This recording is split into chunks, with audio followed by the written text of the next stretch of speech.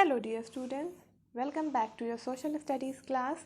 Today we'll again start the summarized revision of chapter 3, Movements of the Earth. So let us begin.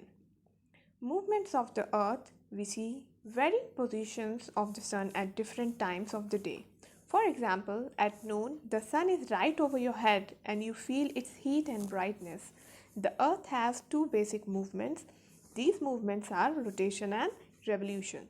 So as we know, the Earth has two basic movements, rotation and revolution. So we know that rotation causes day and night and revolution causes seasons. Seasons like summer, winter, autumn and spring.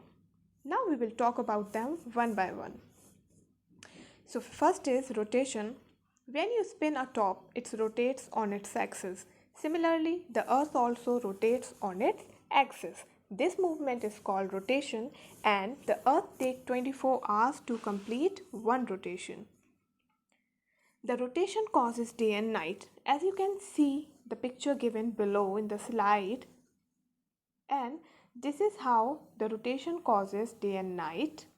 The part of the Earth that faces the sun experiences day, while the part that is away from the sun experiences night. Second is revolution. While rotating on its axis, the Earth moves around the sun in a fixed path. The fixed path is called an orbit. The movement of the Earth around the sun is called revolution. Now, how revolution causes seasons? The movement of the Earth around the sun brings about changing in seasons.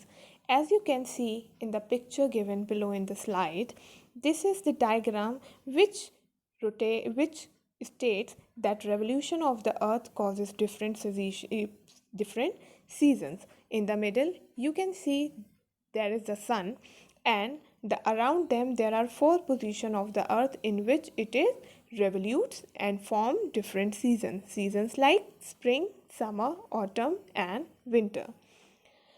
We will also talk about revolution and how leap year is related to it. See, the Earth takes 1 year or 365 and 1/4 days to complete one revolution. However, we do not add that extra hours into the year, but we take only 365 as a complete year. So, the balance 1/4 day or 6 hour is added up for 4 years in a row, and in the 4th year, when it is completed as a 24-hour or 1 day, so we have added in that particular year. As a result, in that year, February has 29 days, which is called a leap year. Now we'll talk about solstices. You know what is solstices? There are two types of solstices, summer solstice and winter solstice. The longest day of the year is known as the summer solstice, and the shortest day of the year is known as winter solstices. After that, if we talk about summer solstices, so the longest day of the year is known as summer solstices, like 21 June, and after that the length of the day begins to decrease, and the shortest day of the year is known as winter solstices, like 22 December, and after that the duration of the day or the length of the day starts to increase. Now talking about equinoxes. See, there are 2 days in the whole year when the days and nights are equal in length. On these 2 days, the sun shines directly over the equator. These days are called equinoxes.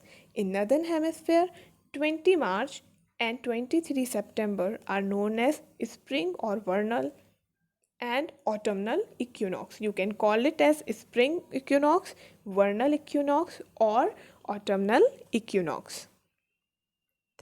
So this is it for today. Keep revising, keep doing the good work. Thank you.